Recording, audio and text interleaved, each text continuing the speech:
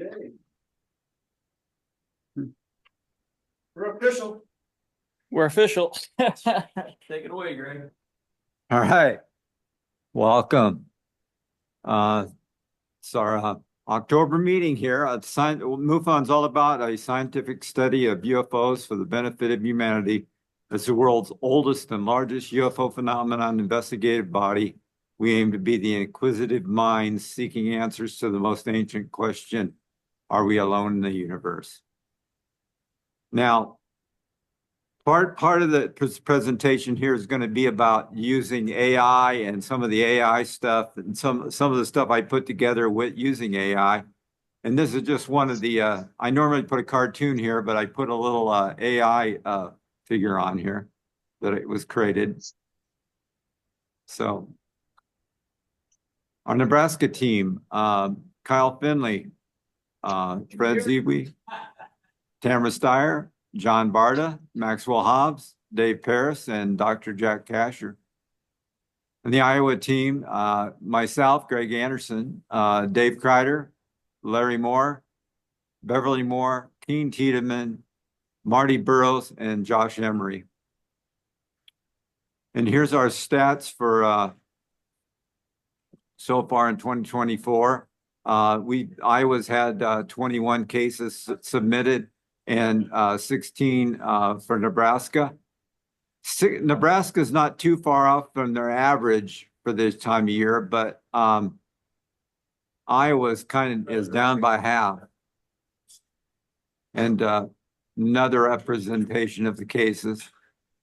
We haven't had in Iowa, we haven't had any cases in October, but Nebraska's had the one case. So on the last slide, is that when they get submitted? Yeah, the submitted, these aren't completed cases, these are submitted cases.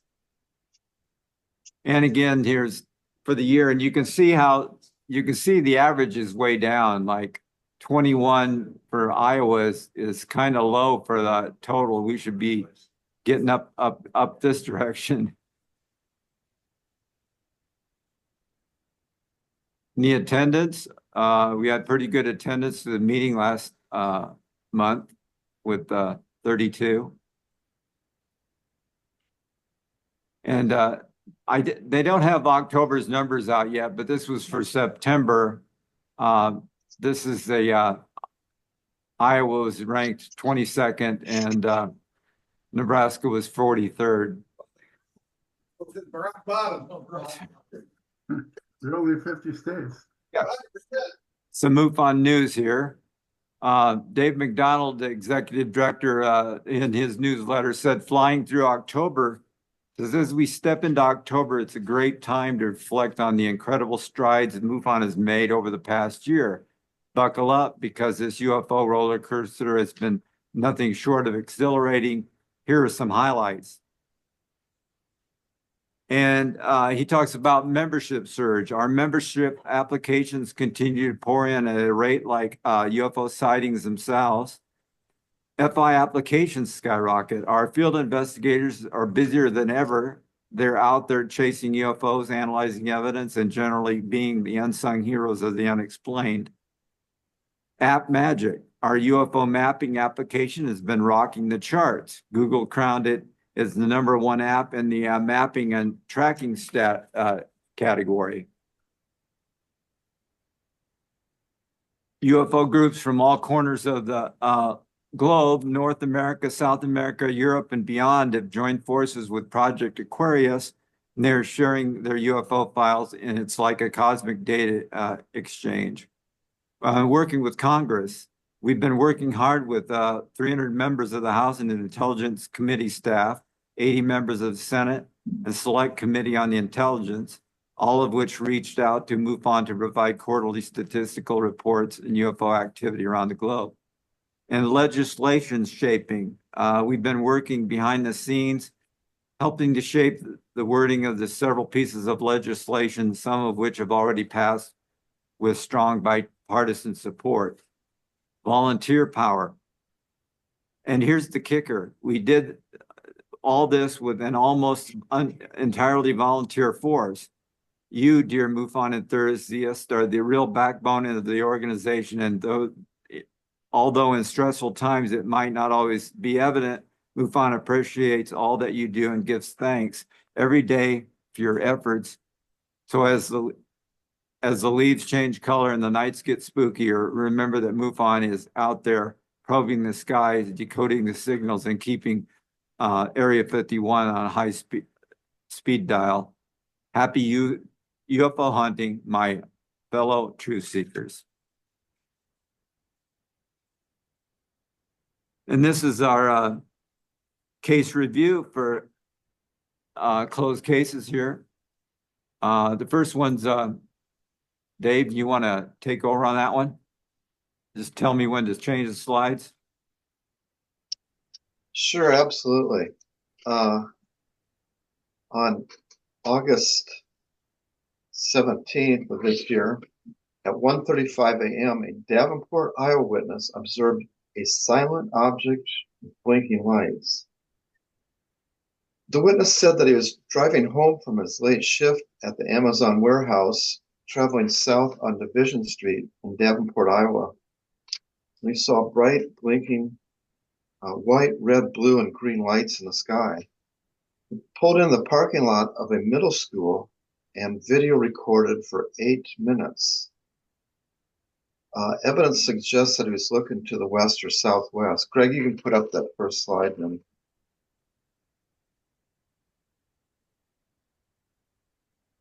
Okay. Now there's the middle school that he pulled over. He was traveling south, and he spotted this to the west. He attached the video to his CMS report. Here's a shorter video that he took later that he also attached to his report. Greg, you want to show that video?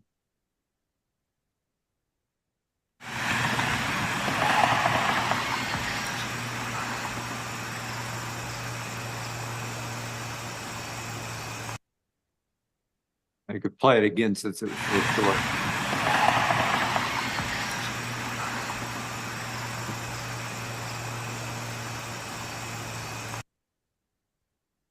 Yeah, that was the short video that you're seeing. He also, you know, as I mentioned, did an 8-minute video.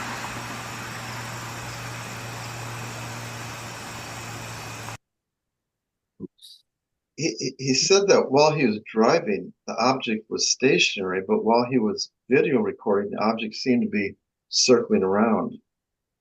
After taking the video, he got back in his car, proceeded south, and after a couple minutes, he turned right on Cheyenne Avenue, got out of his car, and took another 8 seconds video. And that's the one you just saw. The total duration of the sighting was probably around 15 minutes. Oh, No transponding aircraft were in the area at the time, date, and the location. But the description and video provided by the witness indicate that the object was probably a drone. Drones must have blinking white or red anti-collision lights, as well as solid white, red, or green navigation lights. And this is consistent with the witness's observation. Several times while recording the 8 minutes video, the witness said that the lights were going away from him, then coming toward him, and then going away again. And the changing colors of the drone seemed to indicate that the drone was in a tight turning radius, as he was seeing the lights on one side of the drone as it came toward him, and the other side as it was departing. So I called this a IFO man-made. Any questions on that? What did you say it was Okay. sighting? 45 minutes? How long was the sighting? It was about 15 minutes. Yeah. You got enough battery power for 15 minutes per drone? they can go, I think 30, usually the average. Yeah. All right. I can't hear what they're saying, so if you want to repeat, Greg, you can. Yeah. No, we were just speculating on the battery life of a drone, whether or Oh, not it yeah. could be 15 minutes. Yeah. Good question. And what is the battery life on a drone like that? I don't know. You could probably get half an hour out of some Yeah, stuff. I got a few drones, but yeah, usually it's about half. They say half an hour. They might be able to go longer, but they go less. So like 25 minutes, and then it's going to start going back Mhm. to your takeoff area. And then you got to switch out the I battery. see. Usually, yeah. Yeah, thank you.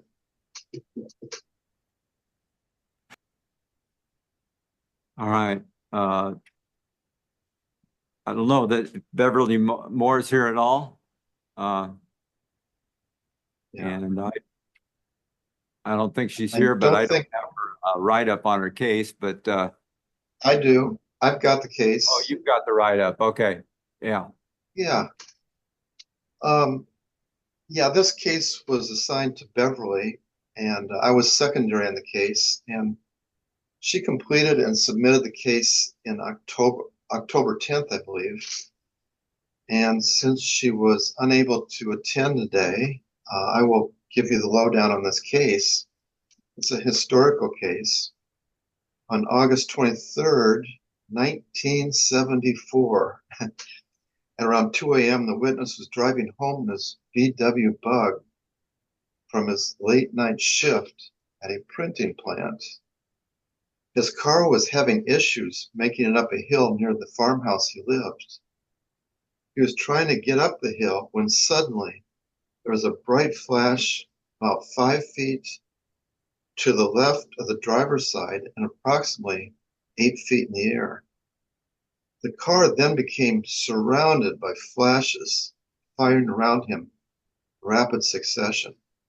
As these flashes were occurring, the engine revved up. He took his hands off the wheel and his feet off the pedals, and the car easily made it up the hill. He believed that the aliens had assisted him. He had planned to wake his wife to tell her what had happened, but when he got home, he noticed that the kitchen light was on. He entered and found her sitting up with a cup of coffee. He stated that she looked freaked out. They simultaneously said, "You're not going to believe this." According to Bev, who was primary on this case, uh, this was his quote. He said, "It seems that while the spacemen were helping me up the hill, they parked their saucer above the river cut and beamed a light into our bedroom window, strong enough to wake her up.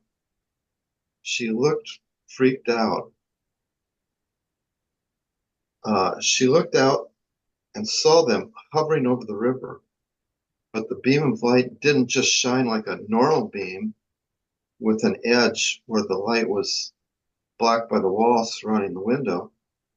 When it got in the room, the light expanded to fill the whole room.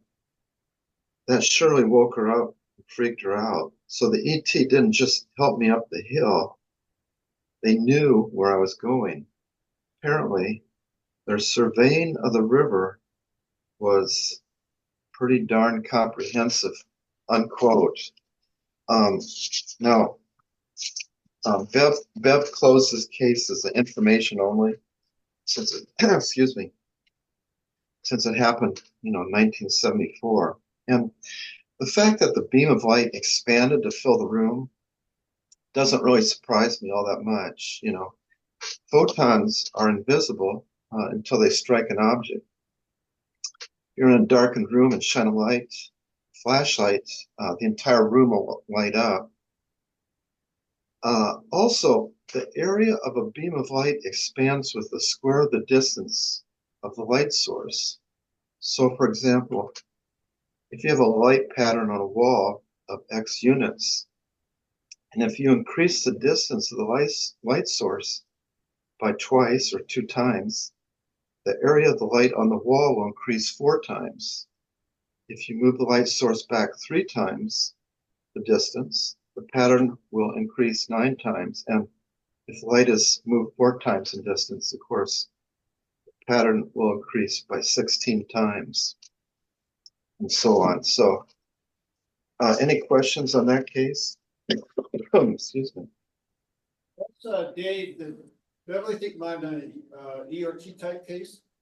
Did Beverly think it might have been an ERT type of case? And yes, it was an ERT type of case, and it's been submitted back over to ERT.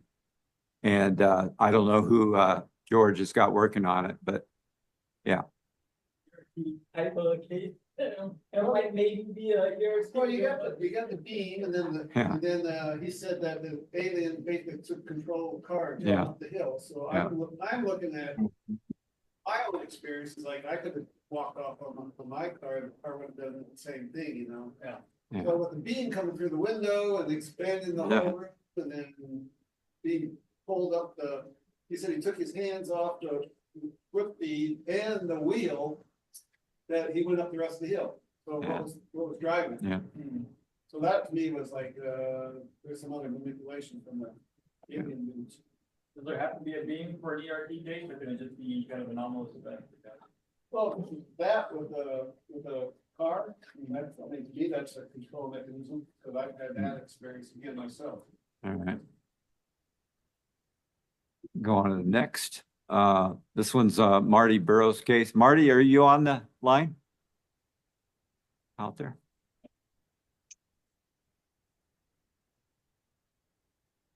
No, Marty. Okay.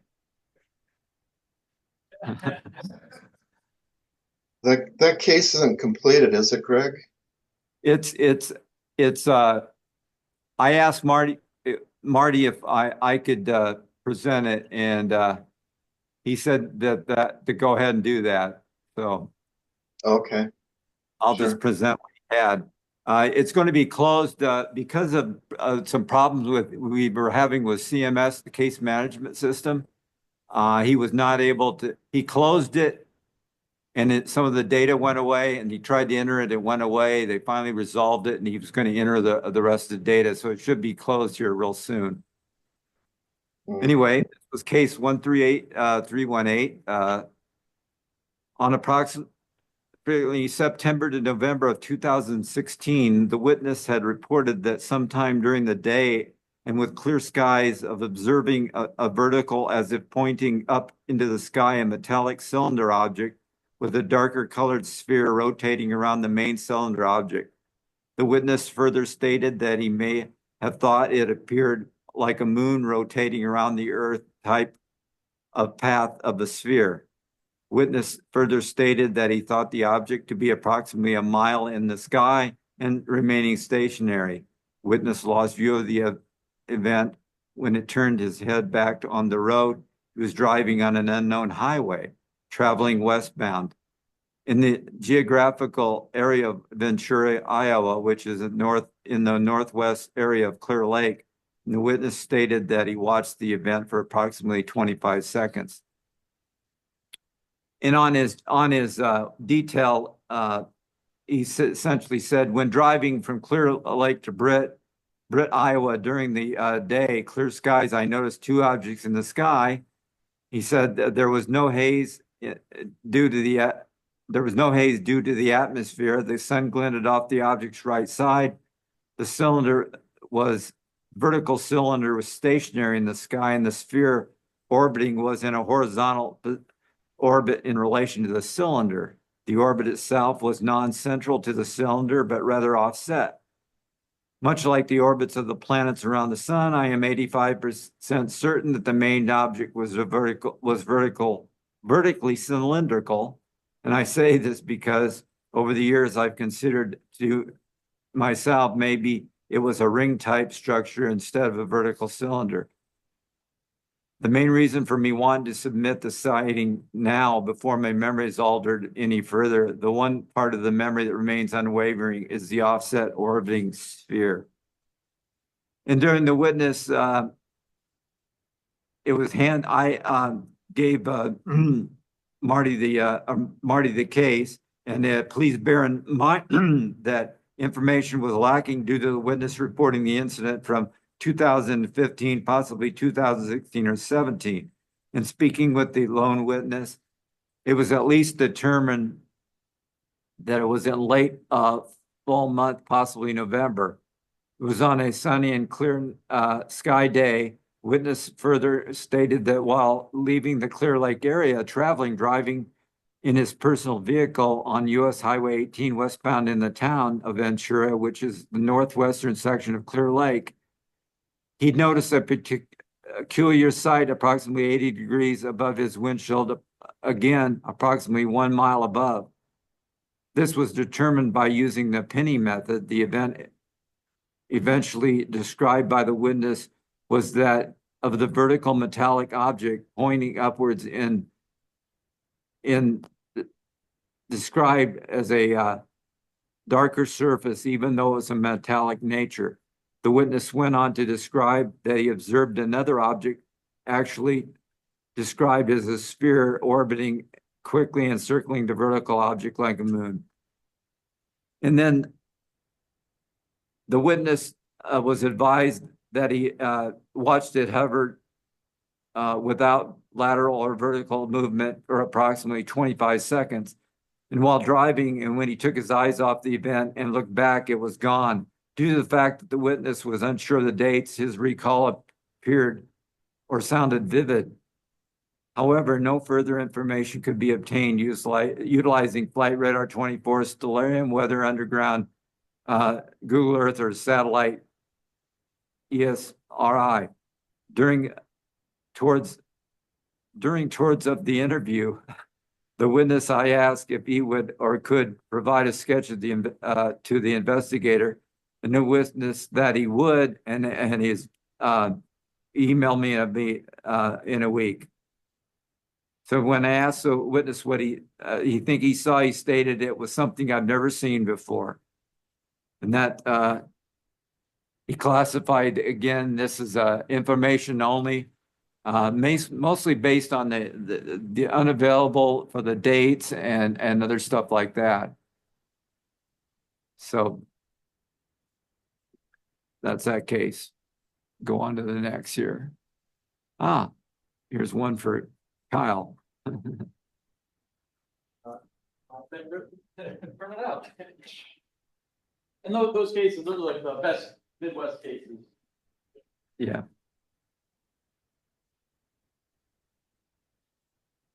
All right, this one. I think I got that wrong. Unknown what? UAV? Oh, I got this one. Yeah, well, that's gonna be a question I think I want to ask. It's a light in the sky.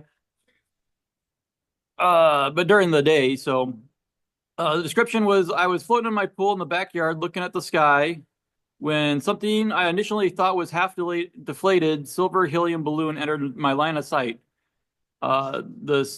As I observed it, the object stopped moving and hovered directly over me. It appeared to be very high up in the sky, higher than I usually see drones. It seemed to be changing shape, and I was struggling to identify what I was looking at. It made no noise and seemed to be reflecting sunlight, but I couldn't clearly identify the shape. It seemed like the surface of the shape was changing as it was moving, very strange.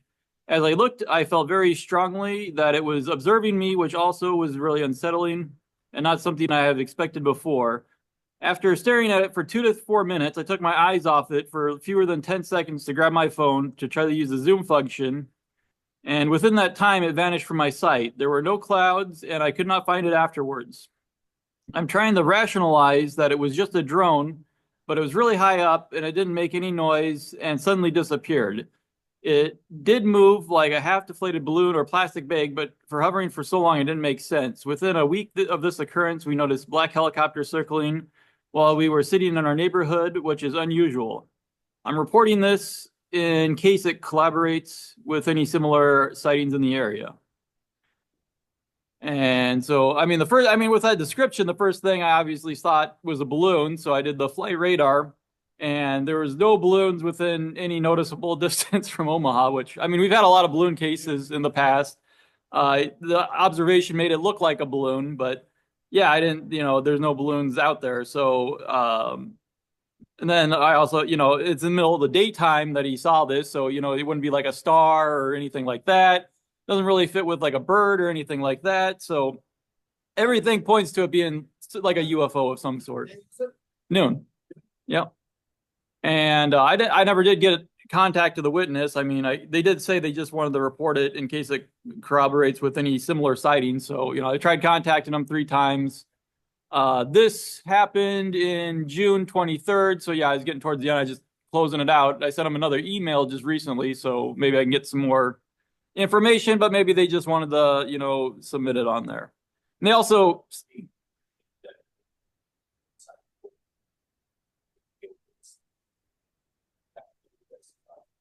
something that I wouldn't say overstated, and I check out that, but see if there's other, being black helicopter, I don't know, but then kind of high strangeness. yeah, Once it kind of starts. Well, I mean, Raven, but black helicopter come that way, so maybe that's why it disappeared. and what's your name? Drew. Okay, so yeah, they can't hear on the Zoom thing. Yeah. No, it's all right. So Drew was pointing out that the strangeness of being having it watch you while you're sitting there, that's something that could add to the case. And the black helicopters maybe not. But obviously they saw it and they didn't submit it right away. They waited for a while. So those black helicopters afterward also probably added to them like, oh, maybe I should get this in there just in case. So I mean, I don't have a lot of evidence for this, but yeah, I do feel that there's nothing that I can discredit the witness with. So everything seems to line up with, I don't think it's any man-made object. What else was I going to say? Oh yeah, I can't discredit them. Their weather observations fit the weather observations of the day, so it seems like everything fits in line. So I decided to do unknown for this one. No, I think I put UAP on this one. Yeah. It's in the daytime. He did say it reflected light, so that seems like it may be, but that's the thing I wanted to kind of bring up we're having a state director meeting on Monday, so I wanted to kind of talk to him. Well, it could be either one, really. Structure. Does it have a structure to it? Well, if it reflected light, that could be structure, but it could also be emitting light. So, this kind of a 50-50 on that one. Structure that you see a structured vehicle. Yeah. Have a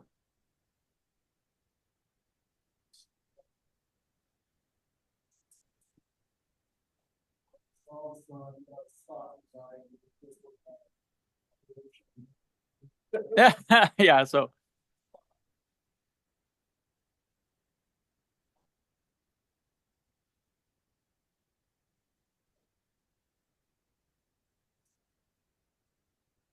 okay, so the question is, a skeptic might point out that they're looking at the sun and seeing, some spots in their eyes or something and looking at it that way. But I mean, I guess if I have to counter that, I'd say they're looking at it for like 2 to 4 minutes. If you're looking at something, you can't hold your head. It's going to be, if it's a spot from the sun, like a lens flare or something in your eye, just the slightest movement, you're going to see that thing move around. He's saying this is stationary in the sky somewhere. So that's, again, I thought it would be like a balloon, and it wouldn't fit like a lens flare or reflection in your eye, that's.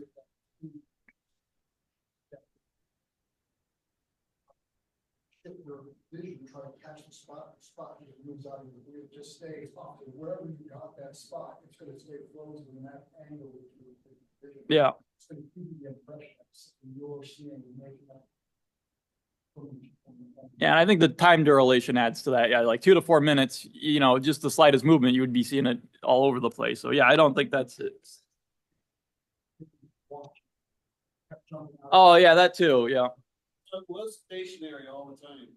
Yeah, for the 2 to 4 minutes, it seemed, yeah. And then say framing it for reference. Drew again, if you're framing it into I don't know, skeptics, it's all about the world. I don't think it's still data, right? So I was keeping the data, but not necessarily using it. Who cares with people? Because you're not going to convince them. Those people you're not. Right, but I no mean, matter what. the reporting aspect of it, you try to always take a look at the observer setting, you try to challenge them to make sure that it's covered. Yeah. Oh, yeah. You're just saying, have we looked at everything? Yeah. So from the skeptic's point of view, they're gonna say, ah, just a spot, you know, but is it, like you said, it would move out of the, you know what I'm saying? Yeah. Consider that skeptical point of view, but it still stands with that. Yeah, and maybe that's something I should add in the report is to have like a more skeptical approach. A lot of these I just kind of, I close out. I put my thoughts down, as I presented here. That's kind of like what I'm going with. I didn't really put a high skeptical thing in there, but Normally, we just look for external aircraft, drones, yeah. things of that nature, balloon, aircraft, whatever. But then, like you're saying, what's the internal mechanisms of the brain, looking at it like, that I haven't really thought about too much, but. Yeah, so I guess any other questions on this case? That's all I got. But yeah, I do want to get more clarification, maybe at the state directors meeting. I think it's this Monday, right?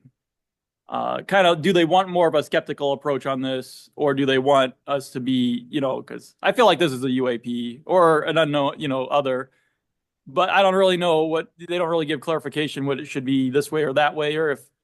Again, it's definition of what they mean by structure. Is it a structured craft? Yeah, and how much credit do we give to the witness on this? Because I would give the witness 100% credit. If they're going to go through reporting this and all this kind of stuff, yeah, I'm going to put it as a UFO, All right, next case. That's a case I shared with Fred. This is what we'd identified as a IFO. I'll read the report. The object came up around 6:10 p.m. in the northeastern sky. This is in Bennett, Nebraska.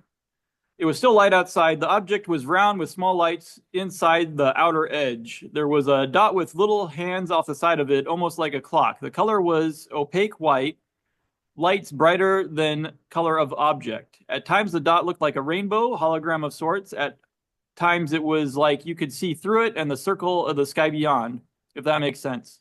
10 minutes after it first appeared, the longer of the hands was on the opposite side of the circle, 6:21 p.m. And then at 6:25 p.m., the object moved a bit further east and looked larger hand moved again. Oh yeah, you want to see the object. This is a picture they took of it. At 6:46 p.m., the object moved slowly southeast and the lights appeared to look offset. Think like yin-yang. The object was opaque and you could again see almost through it. The larger hand was in a different spot. I have a video and photos of the object. I'm willing to send them somehow to you. I did call Offutt Air Force Base in Omaha at 6:09, 6:12, and 6:14 p.m. Finally, 6:14, I spoke to someone and asked them if they know there's any weather balloons or satellites in the area. He said not to his knowledge. I then looked up Starlink and the ISS, and it does not appear to be that was in the area. In addition to taking photos with my video and camera, I drew what I saw and added times and directions. Not very good sketches, but it helps. Did you ever make contact with the witness? Okay, so here's the first thing we always do is flight radar. And of course, a balloon popped up on there. And seems to follow, they said they started northeast to begin with, and then it headed to the east at the end. So that seems to fit directly with this balloon, at the time of the sighting. So yeah, we're looking at IFO on this case. I saw that same balloon coming down past the Fremont area when I checked flight radar that day, and I almost drove out to take a picture of it. So I knew it was in the air.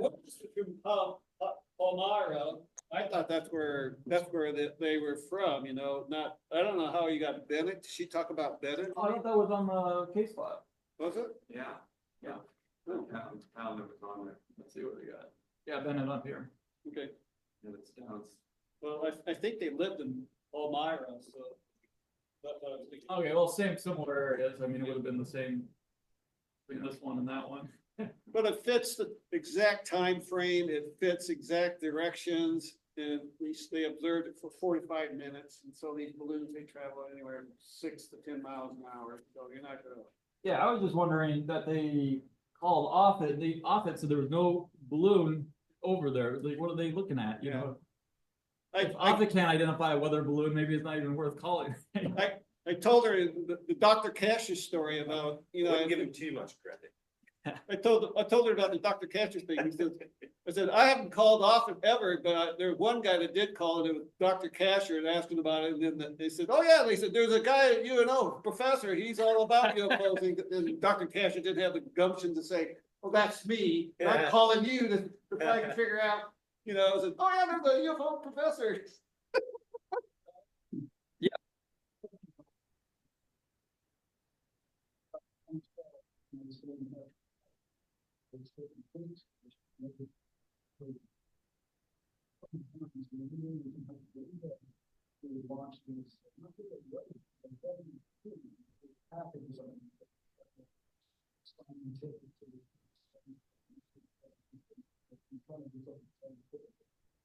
I don't know in college how much recording.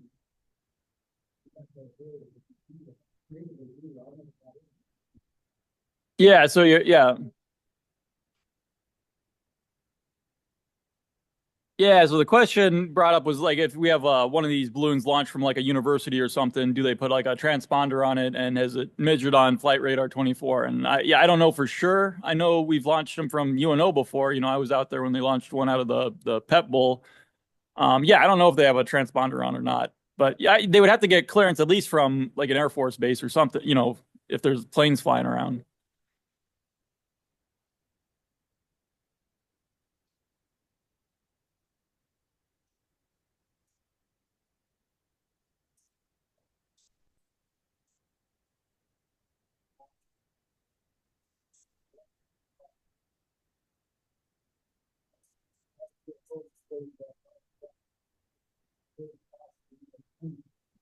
Yeah.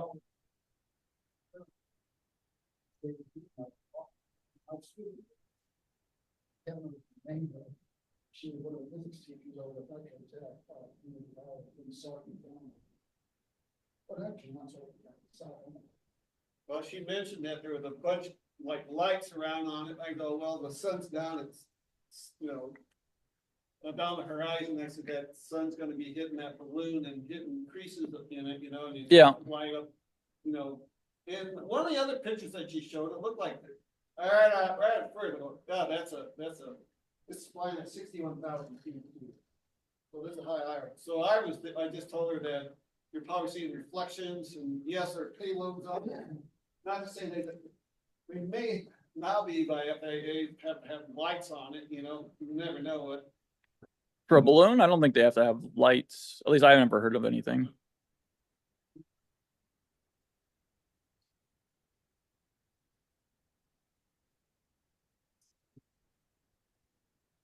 Your typical, she talked about the loon balloons that were. Yeah, this is that's Raven Aerostar. This is the same company that had the Google Loon balloons and stuff before. Now they use them. It's called a stratospheric balloon. Right. It's used for different things. And they like you said, they normally fly around 60-some thousand feet. Yeah, 61,000. Yeah. oh yeah, I think And once it goes, but it's just like a satellite. Once the sun stops shining on it, it's going to be dark. Yeah. It doesn't have any lights. So that sun is down on the horizon at 6:15. So probably 6:30, 6:45 with sunset. So yeah, even when the sun's set, you can still see the balloon because the light's still out there. So usually when you see these at dusk time, the balloon will change colors. Like on this one here, it's kind of like the white. This is kind of what it looks like in the daytime, but as the sun goes down, it'll start changing colors to like a yellow, orange, red. And, then it's like, it's looking really weird, and I get calls from people. Oh, look at this thing, and it's like, oh, that is weird, but it's just a balloon. But pictures, I thought the other pictures were good. It was very definite. I saw this definitely a balloon. yeah. Bridges on it. And so, yeah, we can kind of just look at these and see that, that does look a lot like all the other balloons that we've seen. But, yeah, the one at noon, though, the other difference is that the sun isn't going down. So when there's a balloon, if it was sitting out there at noontime, it shouldn't just disappear, But these balloons, once after it turns like red and the light stops hitting it, it just disappears. So we get that a lot too. That, oh yeah, I saw this thing changing colors, stationary, and then it disappeared after like 45 minutes as the sun set. That's typical of a balloon. But the other one that case we had where it was at noontime, and the guy was watching it and then it just disappeared all of a sudden. You know, that doesn't fit with a balloon again. So another piece of evidence fitting in there. Any other questions? Go to, is this Fred's? Yeah. There you go, Fred. But yeah, I think I will try to get a hold of somebody at the university to find if they have transponders or.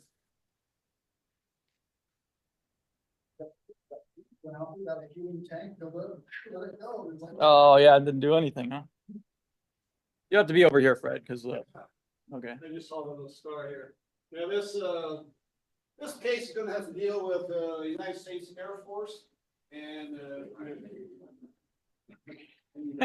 I'm talking about these. I told you to come over here. All right, as you can see in this map, the star is just on the lower left corner. And in the area of Perez, Colorado. Well, it started out that the witness said the next largest city, and he didn't even know it was in Colorado. He thought he was always in Nebraska. And these two United States Air Force nuclear security guards were called. I'm going to kind of do a quick overview and I'll read my report, my writing.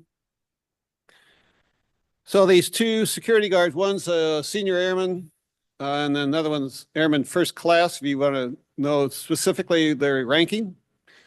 They're out of F.E. Warren Air Force Base out of Cheyenne, Wyoming. So they had to drive from, let's see, how do you move the map?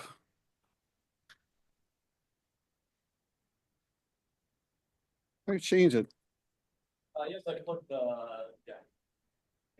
Okay, can I go back? As you can see, here's Warren, F.E. Warren Air Force Base in Cheyenne. So these guys got a call about 4 o'clock in the afternoon one day. And this is probably in late July of 2014. So it's a historical case. The witness decided after 10 years, he said, I'm going to either need to talk about it or shut up. So he said, I'm going to talk about it. And he had no problems about talking about this, or if I sent it out to anybody else, he said, I have no problems talking. In fact, he wanted to talk about the case. So he's driving here in Cheyenne and they were told to report to over here to the J1 right here. And at the sighting of Juliet 7, there's a Minuteman Missile 3 silo there.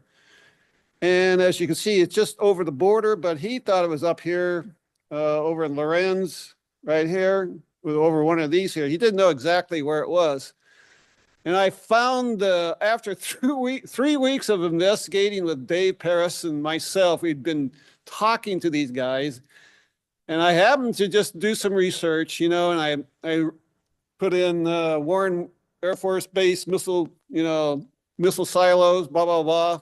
And all of a sudden, this Wikipedia article comes up, and I was looking at it, and I gave the exact coordinates of these silos. And all of a sudden, I looked at it, and they gave me the coordinates, and it says, Perez, Colorado. So sure enough, and let's see, can I go back on these? The back arrow. Back arrow? Up arrow, back arrow. Oh, like this? Okay, I get you. So, oops. I'm just looking at all the different pictures. So in this, so they were called because they found out there was a non-nuclear explosion that had happened at this J7 site, Juliet 7. He calls it Juliet 7. And I'm like, oh my God. I said, this is going to be one of the top 10 cases, possibly for MUFON, this upcoming year. And I said, I need some support on this bad boy. So this is going to be a long engaged case. And it did take me close to 4 months after, working the case, talking to Dave, and finding out later on after 3 weeks, finding this Wikipedia thing that, guess what? Instead of being up here, he said they drove over to Sydney, which is Sydney's right here. And he said that was the biggest city in the area. So that's why we got the case, right? Because it's in Sydney.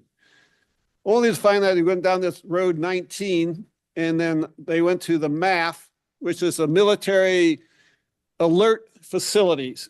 And that's where this J area, these guys in this MAF, military alert facilities, there's people underground that kind of control these missiles, you know, and things of that nature. So there's much more going on in this MAF, and this MAF is this guy right here. So I go, hey, his name is Stuart. His first name is Stuart. Hey, Stuart, I said, what do you do out there? He says, well, he says, we live and go to the, you know, in this case, since there was a non-nuclear explosion that happened at this site, they were called on because all the other security systems were knocked out. So they have to be on man. They have to be there on site to secure this facility. So they do 2 weeks on living at this MAF facility, and then they have 1 week back at Warren Air Force Base where they do other training and other things that they do. So it was kind of fun, you know. I mean, I spent a lot of time. I was like being around the Air Force for 37 years, and then Dave coming on. He's former military Air Force guy. So I really wanted to know what the heck he was doing. What's his lifestyle? What's going on? So they live at these MAF for 2 weeks at a time. And I said, do you have any communications? He says, well, we're not supposed to have any computers and cell phones and things of that nature, but we kind of get around it a little bit, you know. So they said they play a lot of board games, you know, at the MAF. So and he says, oh yeah, we got one guy, strictly, he's a cook, you know, he's an Air Force guy, and they cook. So they live and eat and sleep for 2 weeks at this MAF. I mean, there's nothing out there, you know. And I said, boy, he said, well, what do you like about it? He says, he said, I'm bored out of my gourd, you know. I said, and then they work for 12-hour shifts, and they work they took the 6 p.m. to 12 or 6 a.m., the night shift, right? And then they hand it off to the day crew, and they come in. So they get this call from someone saying that something blew up in this silo, right? So they picked up this other day crew, and they go out, drive the truck down through Warren, they come over to Sydney, and they drive down to J1, which is where the MAF is at, where you saw their little facility there. And I'm like, oh, that's kind of cool. So they get there, and they said, all right, we'll take the first shift. So they go out 6 p.m., and then they run till 6 a.m. in the morning, and they switched off. I said, hey, you know, Dave and I were talking to him, and he says, first question, I brought Dave in on the case. Dave Perez, he was the former state director for Nebraska right after Dr. Kasher. And Dave says, hey, Stuart, did you sign any non-disclosure, you know, like zip the mouth, you know, disclosure papers? And he said, no, didn't say one word about it. I said, so that gave us a okay to talk to him about it, you know, like you're not supposed to disclose what you saw. And he was, like I said, he was all over this thing about wanting to talk about it. And I said, well, that's good. That's good, Stuart.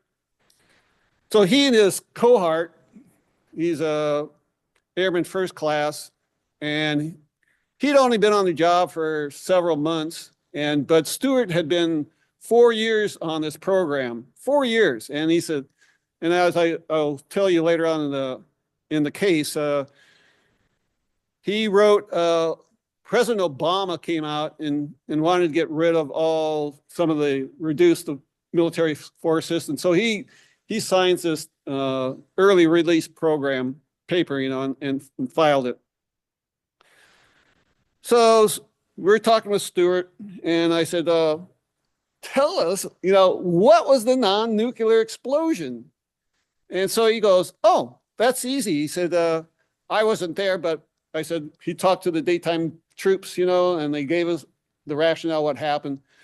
Supposedly, they had this maintenance program going on. So the four guys went down into the silo. There's a hatch that you open up and they go down through the hatch. And they were going through procedures, and supposedly this is a statement that they missed a part of the procedures or skipped a step. And when they went to the next one, it blew up a C4 charge. And a C4 is a semi-plastic explosives. And those are used to blow the first stage. Once you got your various fuel cells, propulsions. And once they're done, then the C4 explosions happen and they knock that stage off, that fuel stage off the rocket, and the rocket continues, right? So Dave and I just like, oh my God, and they're down in this little fuel cell, which again, here's a fuel cell. And then you can see these little holes on the sides there where they can reach in and kind of deal with the missile. It's probably like a 28, I think it's like 28-foot deep, So here's the missile, and I found out too, as you read, I did a lot of research, and it said that one time you could put 3 nuclear warheads in the cone, right? But then they talked with Russia a little bit, and they said, no, you can't have 3, you can only have 1. So that's what I kind of figured out after looking at all these things, Here, let me move this a little bit. Look at all these silos. This is just one of like 12 of these different places. You got them up in South Dakota, in Wyoming, in the one up Montana, Malmstrom Air Force Base, and things of that nature. So there's tons of these bad boys. I'm like, you realize that how much is going on out there, and you don't even recognize that they're out there. And as you can see, this first one was this is the actual site. You've got road 31 here, and this bottom was road 72. And so Stewart and his buddy, they came in the truck and they came in along there. This is the entrance road. And so they pulled in right here. Well, their UFO sighting didn't happen until 3 days after the explosion had happened. And I said, well, what transpired, Stewart? And he says, well, on the second day,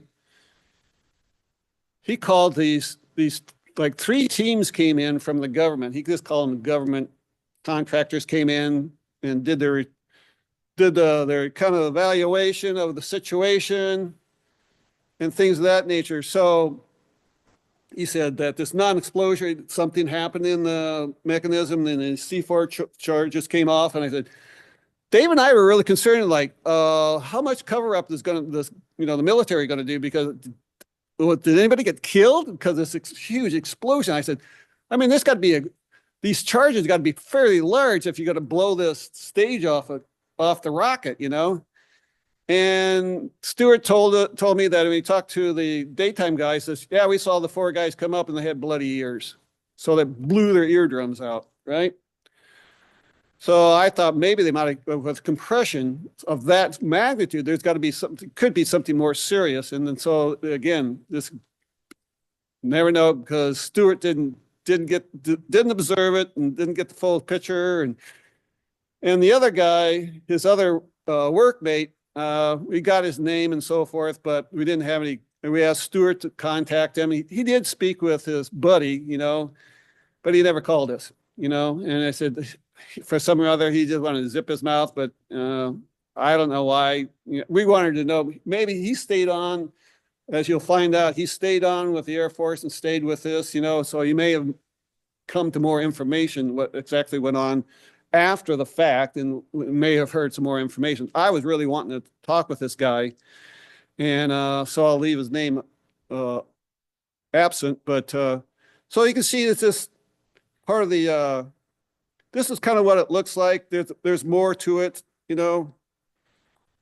of the missile. And this is another case I'll talk to you about. So they're at the MAF, and they go back between the MAF. And so on the second day, like I said, these 3 teams of these government contractors came out, and Stewart goes, these guys came out in full nuclear hazmat suits on. I'm like, Stuart, have you been out on these, out on this missile range for 2 days now? Do you have a Geiger counter? No. I said, you're at a nuclear, I mean, what if they're leaking, something happened and there, this thing blew up and something could happen. He said, no. I said, but these guys, these 3 teams came out and they were in full nuclear hazmat suits, I said, hopefully there's nothing going wrong, so Dave and I were pretty concerned about what was going on with him. But he said, no, everything's cool, so we continued on with that construct. So then, so Stuart, said these guys were there and they did their thing. He didn't know exactly what they did during the daytime because they did all the work during. But they saw them, and they would be leaving and catch them in the morning. And of course, they worked the evening shift, and so they never saw what they pulled in and what they pulled out and what they did with working that silo. So then Stuart said, okay, well, let's get to the point of you seeing the craft. He says, well, it was about 1 o'clock in the morning and I was looking around. Again, they were at the site and they pulled in and they parked the truck right here looking in the northwest direction, in this type of direction right here. And they said they wanted to secure the entrance so that nobody could come in, correct? So about 1 o'clock, he sees this light object coming straight out of the center, just kind of coming down out of the sky. And it came down about 5,000 feet above him, and it stopped, and it hovered there for about 10 minutes. And that's when they jumped out of the truck, and they went around the back, and they had these night vision goggles. And so they put those on. And all of a sudden, the thing just starts scanning. It would just like race across the skyline and then do perfect 90-degree turns, and then it would stop, and then it'd stay there for a few seconds. Then it'd start going back and forth, doing these cross-sectional and just moving right and left, just doing and then surveying it. And of course, Stuart said, I had a feeling that they were scanning the area, the grounds. Yes. Did they say whether the object was like hot or cool it was infrared? Or was it night vision maybe? Well, the night vision goggles, he said he couldn't get any different perspective than what they could see with their own eyes. So they put them on thinking that, well, that's why Stuart put them on, so that he thought maybe he could get a different perspective. And I didn't ask him. I said, well, did you see any, center to it? He said, no, it's basically the same thing. I thought maybe it might identify it more structural, like a structural craft, because it was just blazingly bright, And he said it was very bright, not so bright that it was blinding. You could actually observe it, but it was extremely bright, and it had a blue hue around it. Like he said it was electrical, like electrical hue around it, So this light object was beaming back and forth, it could go across the sky in a couple of seconds, and then it would do 90-degree turns, boop, boop, without stopping, So they've been observing, the whole time they observed this was 45 minutes. They watched this craft going crazy all over the area. And so you can see, this is where they were at. There's the J1, right? There's the MAF. Well, that's J11, excuse me. Oh, here we are. Here's the J1 down here, excuse me. So that's the MAF, and here they are right here. They're 3.5 miles south of the Nebraska-Colorado border. And Piez is right here. This the town of 207. 207. I looked up the population of Piez, and it's 207 as of 2022. Big town. So as he observed this craft going across the sky, it did eventually hover, and it came down, hovered at about 500 feet above the ground, about 2 to 3 miles out. and he just sat there. And he knew that he felt that it was observed. They knew that they were there. He was being observed, and he said there was no threat whatsoever. He felt no threat to this craft being there. So I was also going to say, I'm just trying to think of them. I'm going through my notes. I was going to read the thing like I'm not going to read this whole documentation. So it's going to be, hopefully MUFON is going to print this out. And oh yeah. About 30 minutes into his observation, all they've got is this two-way radio. They've got their guns, and they've got rifles, in their truck and things of that nature. And so the radio comes on. Hey, what the hell are you guys doing out of your truck? What are you looking at? And there's this woman from Warren Air Force Base. There's the remote cameras on. That didn't go out, I guess.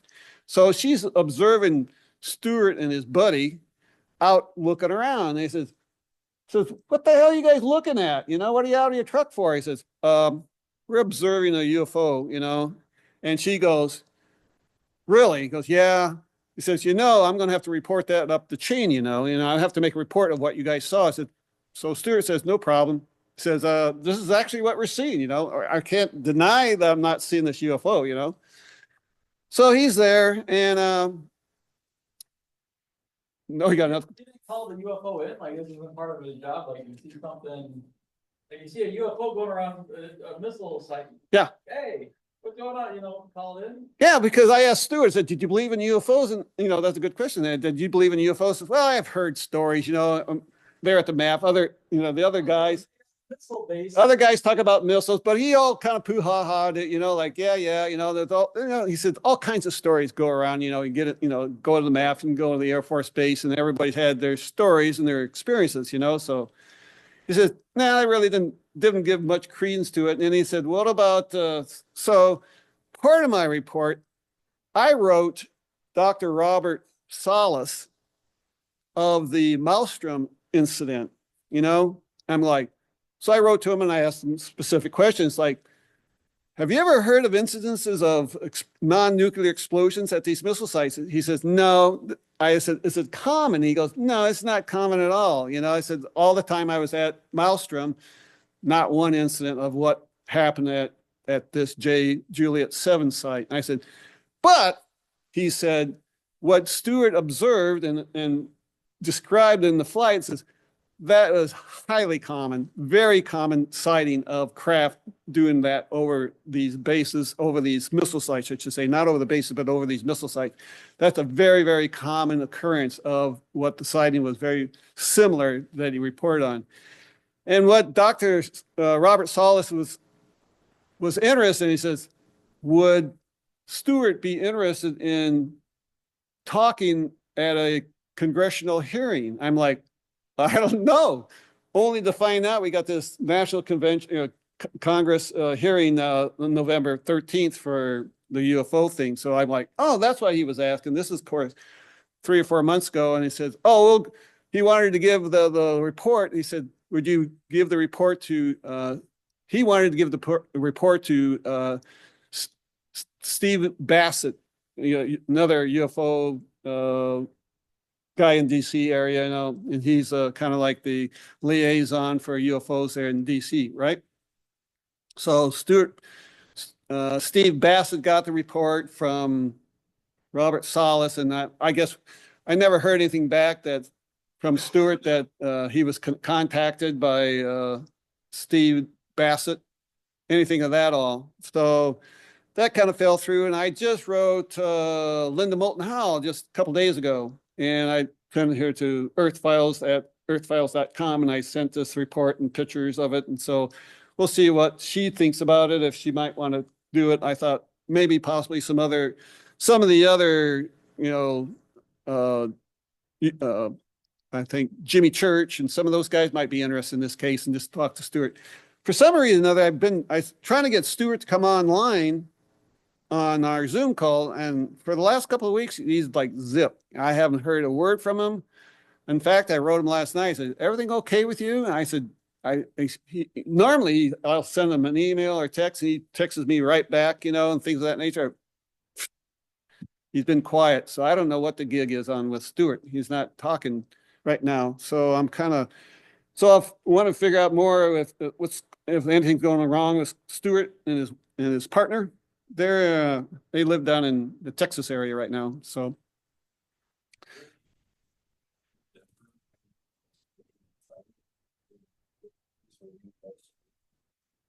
This good segue on that.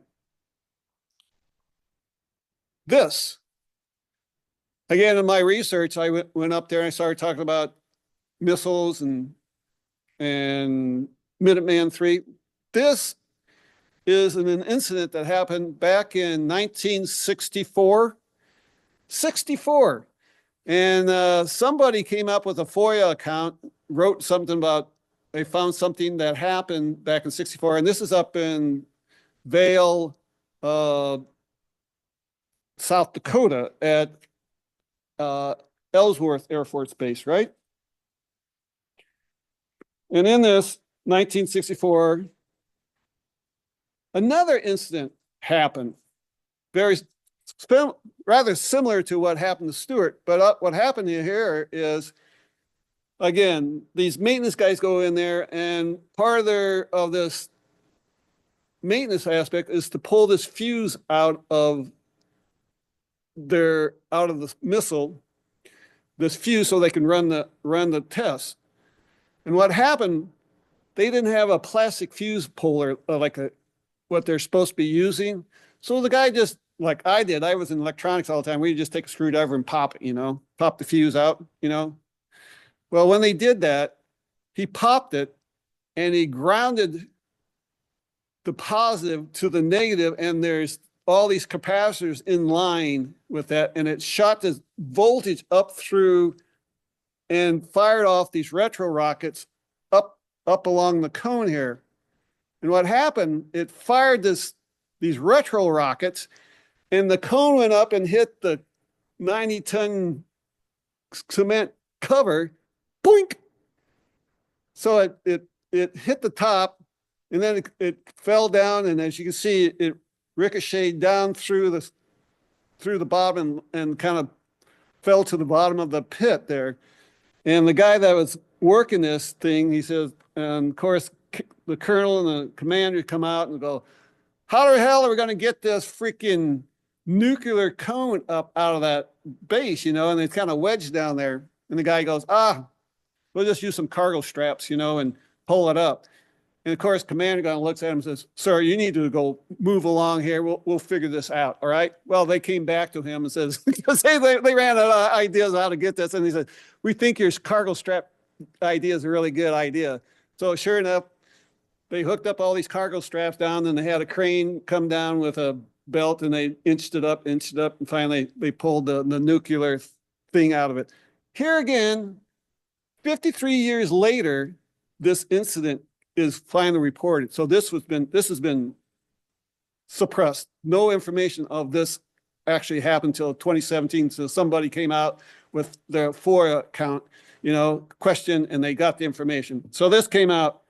So I'm sure Stewart's incident of the explosion has not been surfacing. So again, here's Stewart coming out, kind of like a whistleblower, like this happened, another nuclear explosion, another UFO over the, but Robert Solis was all fired up about this thing, and wanting to send the information and get Stewart to testify at the congressional hearing this November 13th that he saw this craft, or he didn't see it, but he did see it. That's right. He saw the craft, but he didn't see all the other stuff that was going on inside this incident.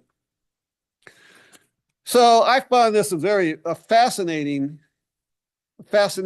case. There's the silo. Again, this nuclear head kind of went down there in the bottom there and wedged down in the bottom. There's the MAF. And so again, he's been doing, so here's the end of the story. So Stewart watches this thing, and it's at 500 feet, and this you know, and it's about 2 miles out, and this thing just zips off, and that was the end of their, that's how it just disappeared, right? So he goes in, he gets off his, 6 o'clock in the morning, goes to the MAF, and they give a high five to the day crew, said, okay, you guys can take off. And so they talked about, their sighting that night with the boys, that morning. So they went to bed. So they slept, and he gets up, around a little after 1 o'clock or so that afternoon. And one of his officers came up to him at the MAF and goes, you're supposed to, we just got a call from your first shirt, and you're supposed to report back to Warren Air Force Base, and you're going to be talking to the commander. Like, holy shit. Now, this is only like 12 hours after sighting, and he says, somebody to come over and take your shift tonight, and so don't worry about working.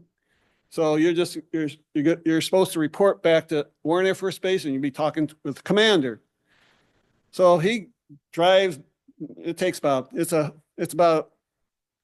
let's see, so this is about 100 miles from Cheyenne to Sydney is about 100 miles. So it's all interstate. So it's going to take him a good an hour and a half to 2 hours, Yeah.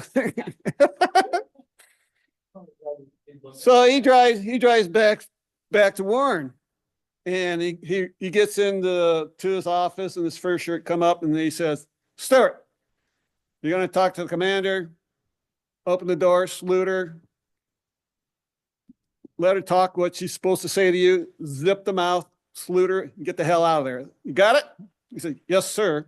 So he goes in there, talks to the commander. The commander says, we just want to let you know, Stewart, that we have decided and we agreed upon that we have accepted your early release program request. And so you'll be discharged with a general discharge as of now, Well, then Stewart told me, he says, oh yeah, Fred. I said, oh, I thought you said you applied for the early release. And what happened, he said, the week before, he was denied. Absolutely, by the same commander. He says, we deny your request. Isn't that kind of funny? All of a sudden, here he is. He reports this UFO 12 hours later. He goes to talk to the same commander. He says, Stewart, we have now accepted and we agreed to have your general discharge. And so he never went back to any of the work at the MAF, the silo. He stayed there for another 2 or 3 weeks, and he was released with a general discharge. Nothing, and that was it. So he said, woohoo, I'm out of the Air Force. He said, because he said that was this job is pretty boring. You go out there for 12 hours and you have no radio, no nothing, So he said, I said, I kind of like listening to him. I said, boy, you and your buddy must talk a lot. Says, yeah. He said, we talked a lot about, that night we saw the thing. He said he was kind of feeling really buzzed up about this thing. He was really heightened, and he felt this really joyous feeling about the whole thing. I'm like, I kind of asked him, did you have any dreams, that next morning? No, I didn't have any dreams, anything like that, anything psychologically that happened. I said, did you have anything after the fact, or did your buddy have any dreams? And I said, no, not that I know of, so I thought, well, if he felt kind of a heightened state, through that night, because he and his buddies talked about aliens and UFOs all the rest of that night, So now he kind of has a different perspective on this UFO, having his own idea. He said, when I heard about Maelstrom, he said, I thought that was a bunch of bullshit, He says, well, now he says, I don't think it's bullshit anymore. He said, once you've seen it, he said that it really changed him quite heavily. So I find this case very fascinating, especially when you're dealing with the United States Air Force, zip, zip, zip, suppression of what's going on. Finding this one case, back in '64 that's been covered up for 53 years, and we're not supposed to talk about all the little screw ups that we do, and so that nobody knows the fallacies and all the mistakes that they make with what's going on with this, as well as the UFO. So again, it's zip, zip, zip, zip the mouth and things of that nature. So I did on the case, I did mention that 3 weeks into the case, I found that the sighting was in Colorado. I go, ah. So I said, well, actually the case isn't ours anymore. So I had to call MUFON, Colorado MUFON, and Seth Feinstein was this SD. I said, hey, Seth, I'm gonna submit this case to you. I said, this is your case now. And so I said, I'm 3 weeks into it. I almost got this case completed. And I wrote this big 8-page writing, which I gave the MUFON journal to print and put out in their journal. And he goes, I don't want to get kicked off this case. I said, I just put tons of hours. I put, probably 80 hours, 100 hours into this case, doing research and doing this and that. So what happened is Seth goes, well, I'm going to have to talk with, our DOI, and I like, oh, I said, you just can't, put me there. He said, no, I got to go buy the books. Got to go buy the books. I said, okay. So who's our DOI? Thinking of his name. Yeah, Steve Hudgens. So Steve Hudgens says, oh, keep Fred as primary and put Colorado, and it was Tom DeLaGarza, who actually has a PhD, and he was an Army guy, and he was in the Army for 30 years and things of that nature, and very well known, and so he was under the psychological operations with the Army. I'm like, whoa.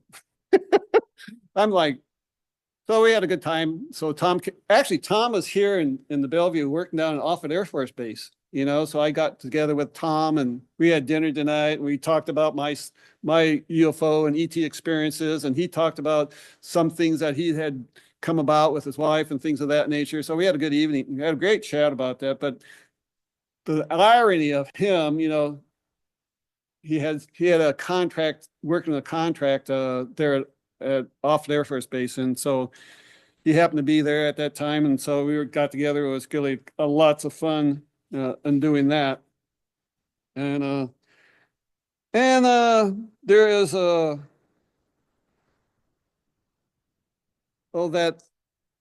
this incident.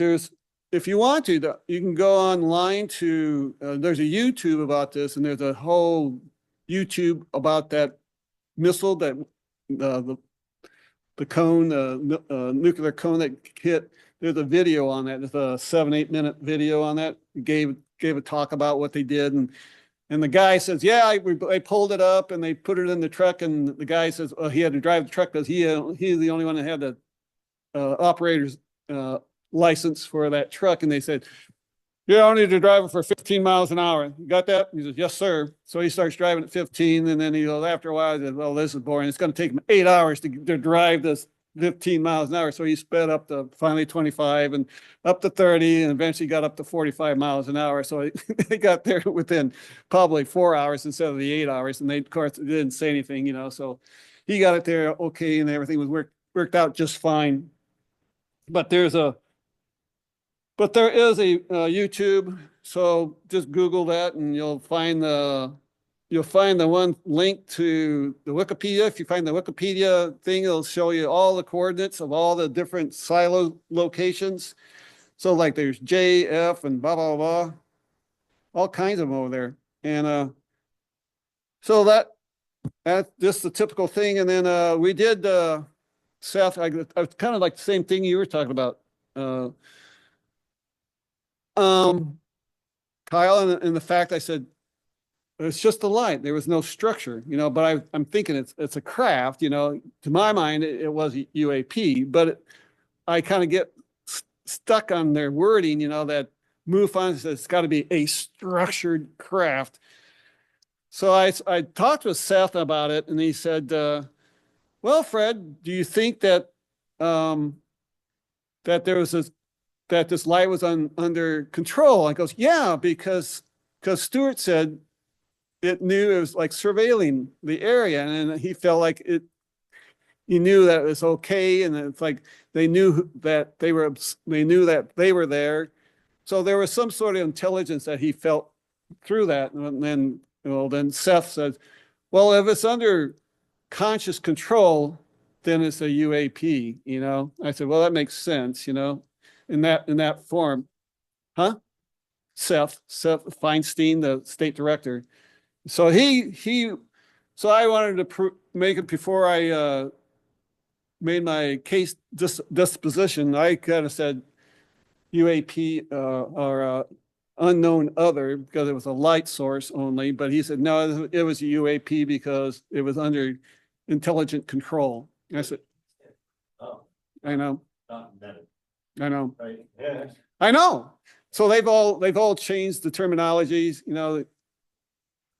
On, what exactly is in that category. anomalous, what's the other word? What's the last one? Phenomena, yeah. Anomalous phenomena. Could be anything, right? So, but they want, MUFON's getting stuck on this structured, got to be a structured craft, like, nah. And then the other is, That's coming from. yep, it's coming from MUFON itself, and there's in the way they wish to clarify. And then you have unknown other, which is like an orb or a bright light, extremely bright That's light. I think it's very similar to what Arrow does. For bucketing, labeling things, and the other thing, I don't. Yeah. On a state level, like I've never had a lot of interaction, but at the national level. Every state's got I a feel like that's director. kind of. Yeah. Yeah, but I feel like it's a civilian Arrow. Like, in a way. Yeah, probably. Well, that's, we just got to follow the rules and regulations. I'm trying, try to stretch it. And then of course, there was two parts, and there was one part in Form 1 and another one in Form 30, and it had different viewpoints on it. One was the old way, and then the new one has structured, so Seth went with the older way and said, but it's under control. So I say it's controlled. Yes.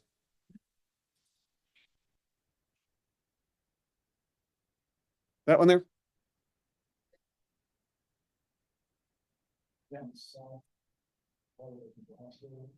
So here, yeah, this is Nebraska here. This is Colorado. Yeah, here's Wyoming, Nebraska.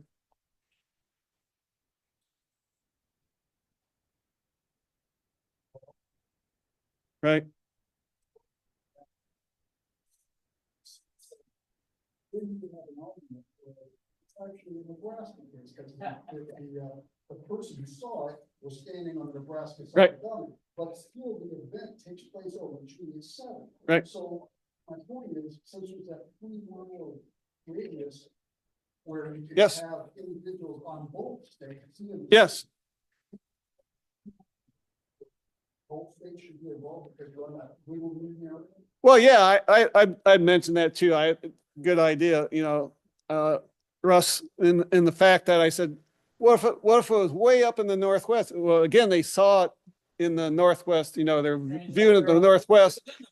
Yeah, and if it came straight down, above them, again, it could have been a little bit further to the east. But I think they go by where was the person standing, observing, and so that's what they go by, So I can't. So I work. If everything worked out fine anyway, I remained as primary investigator, and Tom DeLaGarza was the secondary, and Seth kind of overlooked the case and things of that nature. But I found this again. This is a unknown UAV and UAP, whatever you want to use. And I think I covered pretty much everything in here. And the only thing that Tom wrote on there, he says, were you both armed and what kind of gear did you have with you? And he said, we are armed with M4 carbine rifles and M9 Beretta 9mm pistols. We each have gas masks and test filters. plate carriers, body armor, and night vision goggles. So that's what they have in their truck, you know. And I'm like, Another guy, we did it. oh, I know. I was kind of like, So did he, because it is his job, right? He's reporting, to report, you know, any anomalous activity. And so when he didn't initially. Well, he did, it sounds like they called him. So when I've seen, right, it's the whole thing of like, why do you have a picture? I never even thought. Yeah. So he wasn't even there. That thought never entered. yes. So was he kind of on the light-ish, when he just didn't view it as a threat, and so he didn't go through, or did he have, was it a artificial kind of, you know, I mean, they say sometimes they can dampen down reaction. Those are pretty hard. So I wonder if it was an artificial when he was cool with it, or he was just kind of like super high vibe. I think he was super high vibe. I think he felt, again, Stewart was just, he's a no bullshit guy, you know, smart, very smart. We went to college and, you know, and then I think you know, again, you're sitting out there in no man's land for 4 years, you know, he kind of know his job quite well, you know, and then being around the military for 37 years and going to different bases around the world, the guys are sitting out there in no man's, you know, that's the only thing they got to look at is the sky, you know. But he just said, yeah, I just felt like they were surveilling and they knew we were here. I mean, you get that sensitivity. I mean, when you sit out in nature like that, you just like I said, you're looking at these whoops. Yeah. Yeah. I mean, look at the territory. There's nothing. I mean, you're out there for 2 weeks at a time and he's been doing this for 4 years. I said he's probably got a good vibe of the area. You understand what's going on. So, I mean, it's kind of a pretty countryside and everything of that nature, but you know, it's just routine, you know, and things of that nature. So he's probably pretty cool cash. You sit out there and, you know, at night, you know. Did he know, like, you know, I know it was a while ago, but the after effects lingering, whether it's a worldview change. Well, I think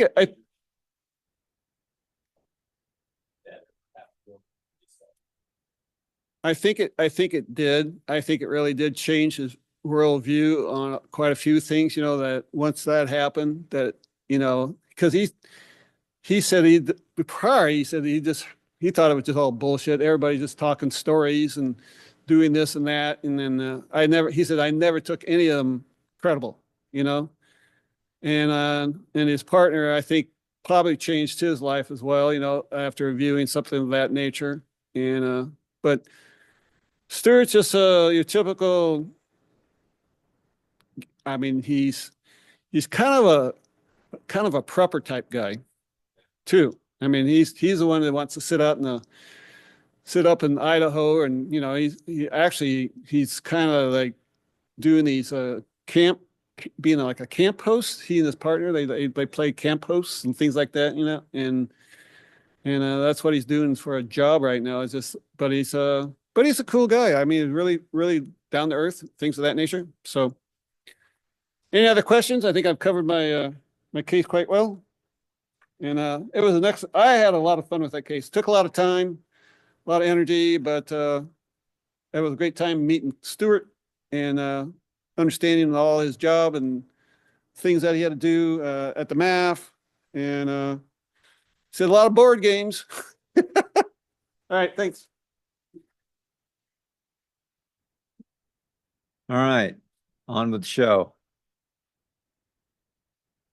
Just recently, Fred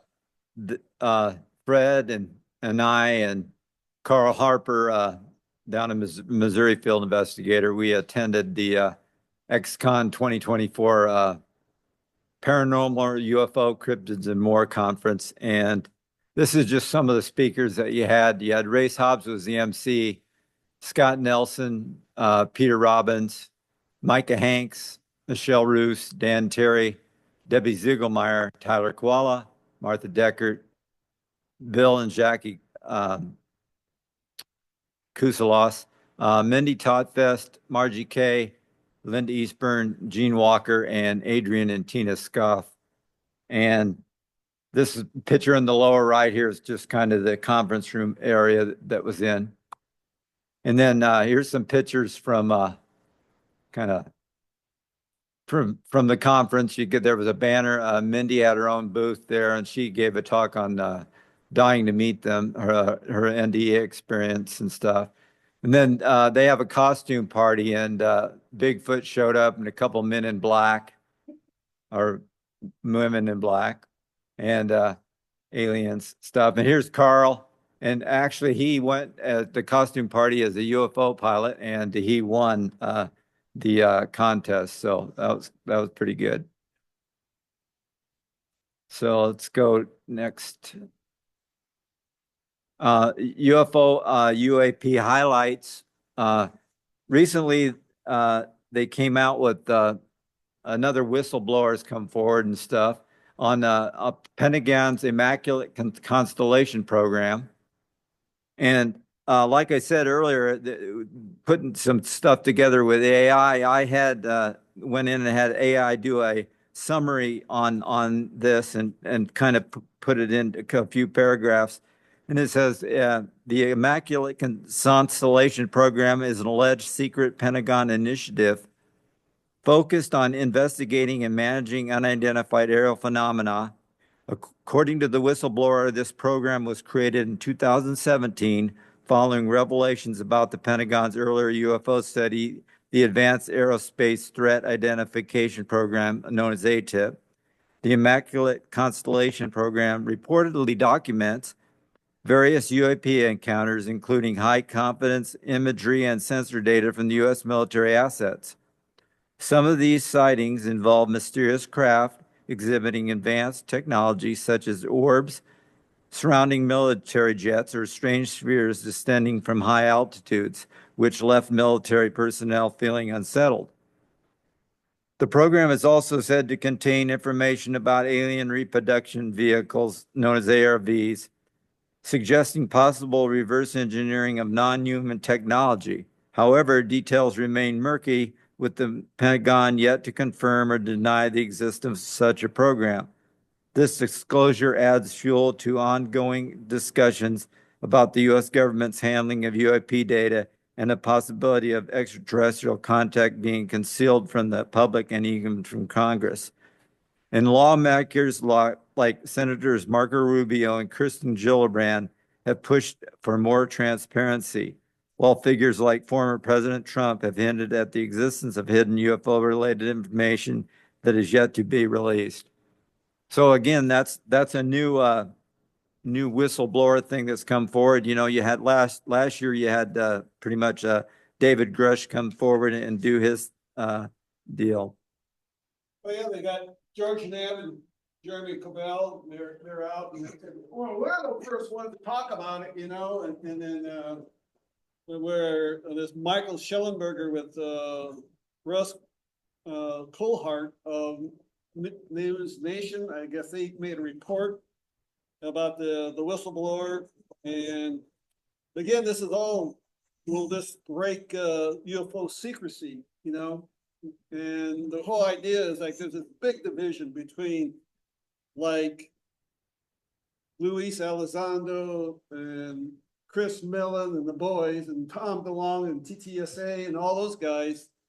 And then here you got George Knapp and Jared Cobell, but then there's I'm thinking of Dr. Greer, you know, with unacknowledged. Yeah, we got all this stuff out there. We got this corporation, they're building all the craft and all this. And then you got Richard Doylan who believes in breakaway civilizations, you know, and even MUFON back in 2017, at their state convention, they had Andrew Basazio, they had William Tompkins, and then they have another person on the SSP, and Andrew Desposio, he was like in jump rooms. So you got these jump rooms, and then you got Tarzan, you know, talking about this stuff, and I think he got taken out because he brought all this stuff up early, you know, and they put, you know, child porn on his computer and all this stuff and all the other stuff that went on there where he got pulled out of being the international director for MUFON. But if you want any more information on that, I think, Dr. Michael Sala on his exopolitics. I don't know if you get into exopolitics, he's just do a Rumble search and exopolitics today, and there's all kinds of stuff on that, and he's got a web thing gone tonight called Return of the Jedi Admirals, which is they think that the white hats are coming down from the higher ups, you know, they're coming down, you know, which are ET type entities, you know, and they're kind of come in to help support what's going on right now and trying to expose. And that, I think they want a catastrophic disclosure, because that way the cabal can't cover everything altogether. But if you have a controlled, slow disclosure, then they can cover it up and, you know, throw this information on it and not really expose the information to people like we're supposed to know.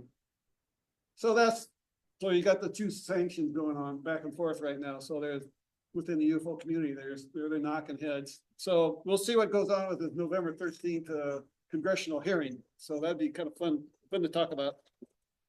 I think it's important too to note that the Immaculate Constellation, that's supposed to be the umbrella for it, but then the one that they were talking about was this program's intent was to go in and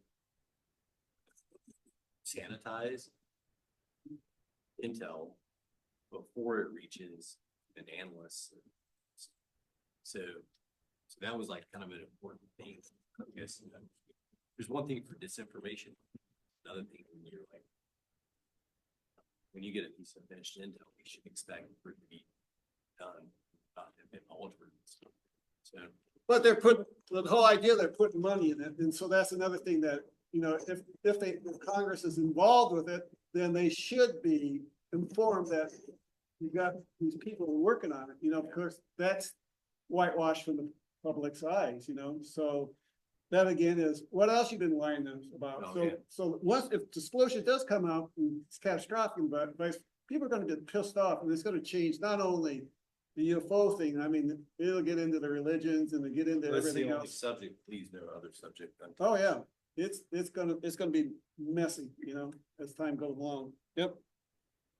I like it, but I like Dr. Greer too. I mean, Dr. Greer's, he's come out all the time, you know, with undisclosed. People want to, I don't know, like he's got an immense ego that he's his own worst enemy most of the time. Yeah. And then people use that excuse to toss out the baby with the bathwater when he says a lot of what he says, a lot of what Dr. Jacob Burke says, James Iandoli. They're kind of saying the same thing, but they want to distance themselves from Greer. Well, and I understand why, but he's also saying a lot of. I would say anybody who gets into these high topics like this, you're gonna have big egos anyway. I mean, so you can't throw that out. I mean, you just gotta kind of look at the information, but judge for yourself whether it's relevant. And discernment, yeah, being a big thing. But you get people who, well, I don't know if John Matt was, but right, those are instances of people who don't let ego get in the way. Matthew Roberts, the author of Initiated, former Navy person, but he has his own viewpoints and stuff too. But you just take it all into his data. Well, Max, another good question. I think he was taken out too because he was exposing way too much, you know, and he was highly knowledgeable, and he was prominent Harvard professor. No, we don't talk about stuff like that. And of course, well, there's in anti-gravitics and stuff. Yeah. Amy, the lady that the rocket scientist down in Huntsville, you know, she got hit with directed energy weapons. Yeah. And the same thing, the guy that had the water carburetor, you know, he drove across the United States, you know, used like 4 or 5 gallons of water. And of course, he went back to New York and he was talking about to a bunch of, people who are interested in it. He stands up, says, "I've been poisoned," he dropped dead, so that happens all the time. Yeah. So it's amazing. Yeah. If it has to do with propulsion and then any sort of propulsion, or if, What was the water guy's name? what's that? The guy who made the water. I don't know. I can't remember the guy who did the water, carburetor, but that's getting going into cold fusion now. There's a lot of people are doing the cars, where you have that type of construct going on now. Well, it's interesting when you start, I got a knowing one time of, finding the hidden patterns. And so what are people like, Hal Puthoff? Right. I mean, he's in this, him and Eric Davis or into the sapphire fusion thing. But then they've got fingers and a little bit of everything. But you might miss something. You might miss the sapphire thing and its importance. If you're not really taking it the bigger picture. Yeah. Well, you're deep into it. Yeah, I've been found my calling. Well, good. Yeah.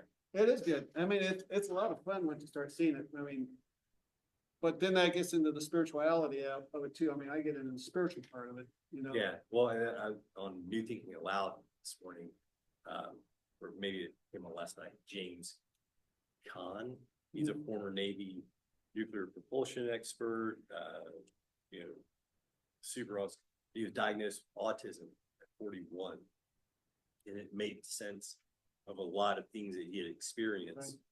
Up until then, he had a very traumatic, I think trauma has a lot to do with unlocking things. And he had a very traumatic childhood. But anyway, he said that he thinks ufology is mislabeled spirituality. Mislabeled spirituality? Yeah. And It's all interconnected. That really resonated. Yeah. UAP guys in MUFON will disagree. Nothing spiritual, just. Well, but that's, I don't think Nothing that's on accident either. Yeah. Right? Like.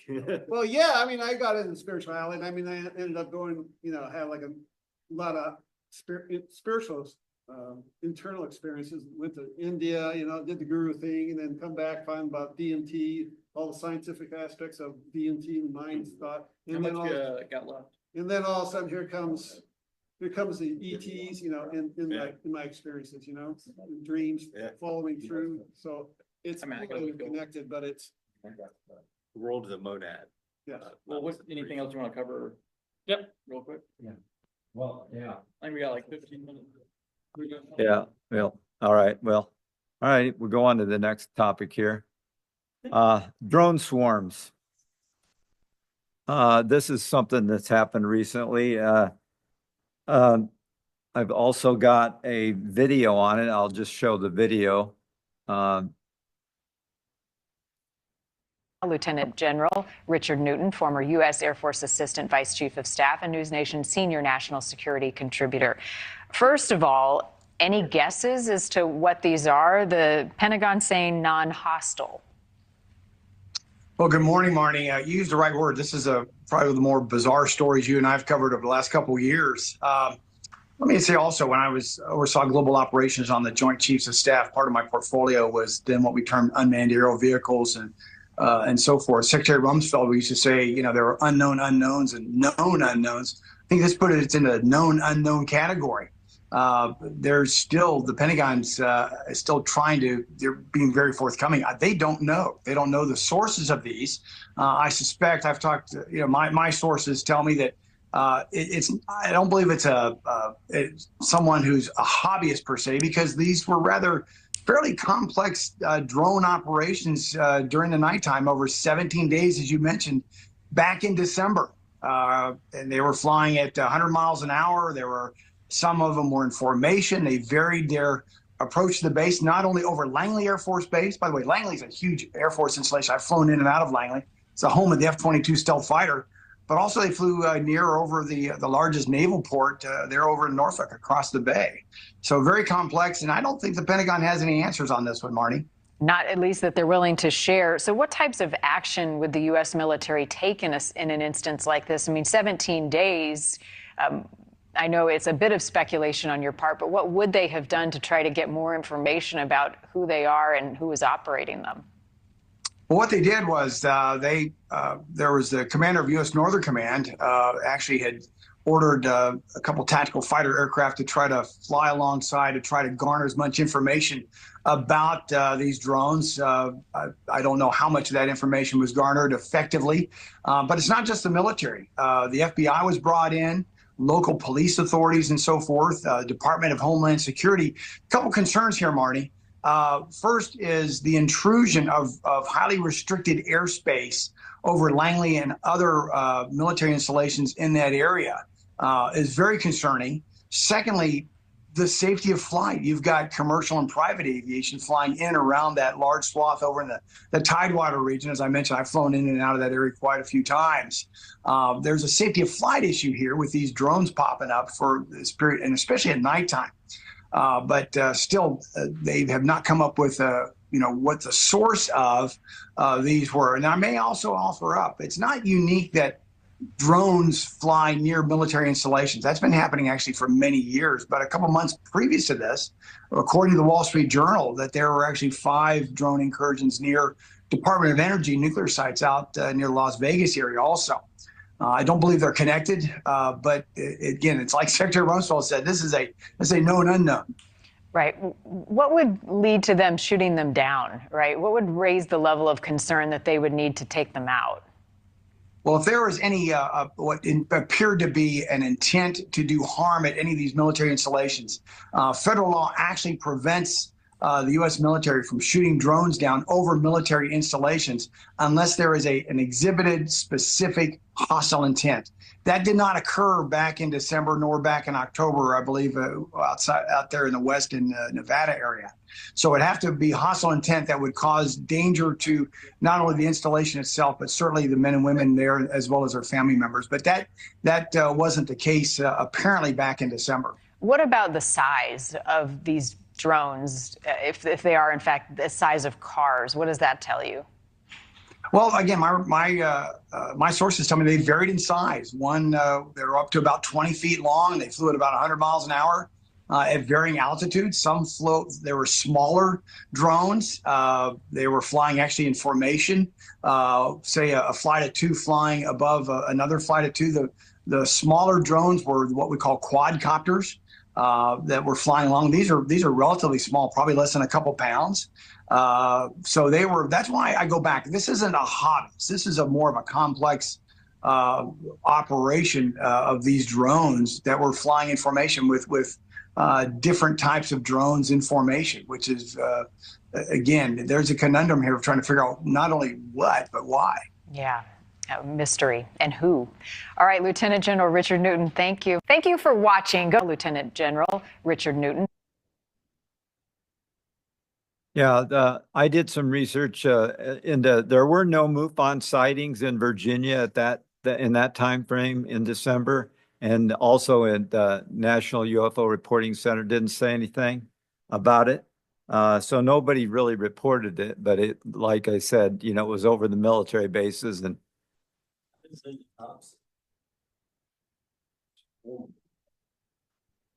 Yeah, she was covered. She was saying she was making inklings. She was making entendres on Twitter about it when it was happening and saying that they got it. And then it was the people who filmed it, they didn't report it because I thought they did. Yeah. Not the MUFON. MUFON didn't get any reports. No. We're on the bottom of the list. Remember that, Greg. Yeah. We're on the bottom of the list. We went to everybody else but MUFON. Yeah. So, but yeah, that's just intriguing, And like you said, the thing, I brought that up with Michael Hanks. Michael Hanks is all over this stuff. Like I said, kind of reminds me of the Northeast Colorado and Wyoming and Nebraska. Don't shoot them down, or you're gonna get a fine of $500 if you shoot them down. I remember that. Yeah, Remember that? I do. But CIA went out there, FBI. We don't know who they are. Yeah. But now they're over the military. You think the military, like, you don't know what's flying over your own base, That Right. just. If you had any brush with national security, like, so everything between that, that is a recent example. The gimbal, right? And the go fast videos are another, like, that they just chalk it, like, that's, Matt Roberts says it a lot, but it's like, that's personifying the military is like Barney Fife with your one bullet in your pocket. Like, you don't, especially right after, 9/11, you're not gonna allow unknown aircraft without a transponder, with a like, it just doesn't happen. Same thing with this, you moved a squadron of F-22s, and that's not a small feat. Yeah. And so if it's like, either way, it's a big story. Like if it's adversarial or whatever, which is what they heavily imply, it's a big story. And if it's not, it's also a big story, but people just aren't. You would think, if it's over the base, that they would be on alert and they'd have somebody on alert if something happened like that, that the helicopters or something would get up there. Well, and that repeated just Yeah. a weekend ago or last week or something like that. It happened again. And then the Pentagon had a press conference with, and they asked, the guy is a kind of a mainstream guy who every once in a while will throw up an alien or extraterrestrial. And the spokesperson was, it happened like a couple of days before, but they were talking about this in December. And he's like, the truth is out there somewhere, like, but we have no evidence of extraterrestrial. But I think the tell is in the fuss. Like, what do they keep emphasizing? They keep saying there's no extraterrestrial. They keep saying it over. Patrick. Oh, really? And so that, in what has Brush said, I'm not saying take everything Brush says, but when he does, I think it's words are lacking when it comes to this stuff. And you have very close approximations, but it can never convey it exactly, but interdimensional or whatever that is. Because that's how they can stand up with a straight face, just keep repeatedly saying there's no evidence of extraterrestrial, blah, blah, blah. Well, I personally think it's a mix of all the above, but they're very confidently saying not extra. So, But here again, it's just like I said, the Nebraska, Colorado thing, they don't know who it is. Why don't you guys know what it is? it shouldn't be acceptable. I know, not acceptable. It is not acceptable. Shoot the damn thing down. Oh, we can't do that. Can't shoot it over the bullshit, Right. I just say. Well, they said they couldn't, the drone busters, the ones that happened recently, and they got the FOIA stuff off of, the drone busters wouldn't work. They couldn't acquire it, like, so they could see it with their eye, but they couldn't see it. And there were, wow. That's like in your face, to Oh, me. yeah. It's like exposing the military. What you can't do this? Come on. Yeah. You're not like, are you protecting us? Not. You can't even protect your own base. That just gives a whole freaking. And it started out at sea, and it just seems like we keep talking about it ramping up. And it feels like it is. Yeah. The idea of again, whether it's a threat, and then in Saul, you think that's kind of like impose a possible false flag with the alien invasion type scenario. Well, on Braun's assistant said that's what it will be. Yeah. They called it out pretty much so far. Yeah. What else we got there, Graves? Anything else? Well, yeah, well, I had a few other things, but I'll kind of gloss over them here real quick. We can maybe show them some other time or whatever. This is some more of the art, the image generation, AI image generation. I did one from Nebraska here. The state doesn't look like Nebraska, but that one was for Iowa. Iowa. Then here's another one that I asked it about UFOs and Sasquatch. Was there any relationship? And it went through and gave some stuff. I don't have time to read, but it was interesting. That's more AI generated pictures here of the Bigfoot and UFOs. Then using the AI for the presentation, here's kind of one of the generated images. I asked it about UFOs versus UAP. There's a kind of long summary. I don't have time to read, but it's interesting. And not only generated the picture, but then it showed the picture also. a couple UFO generated images here. And then this one, I told it to generate the images in more of a comical aspect, and that's what it came up with. This one was UFOs racing dragsters. I know, it's just, I don't know, I thought that was cool. See what you come up with, huh? Yeah, see what it would come up with.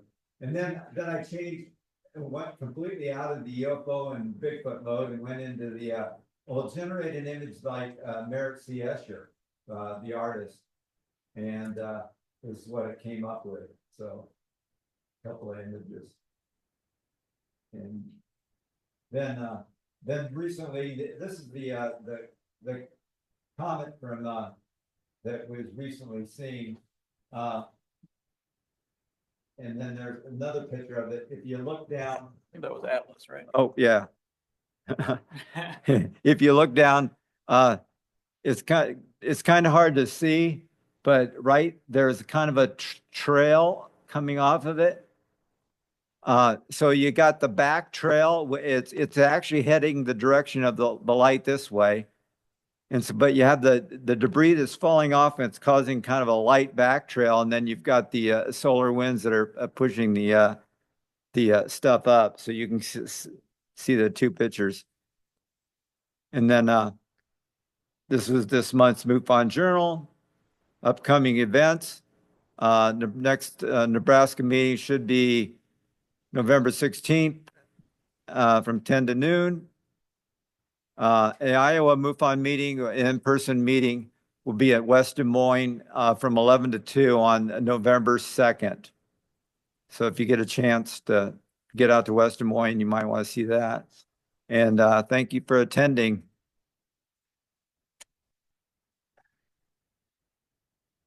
That's better, you mean? I don't believe you do. I put it on here. Yeah. We have some good intel going on. So, do you have any?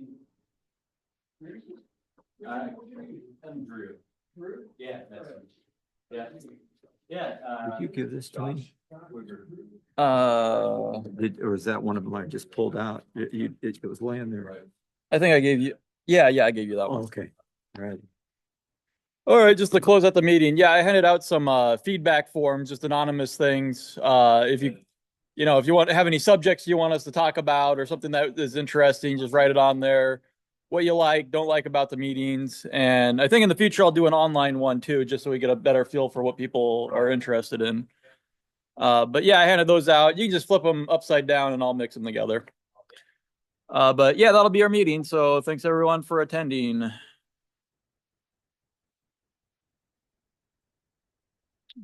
But Mary just ended.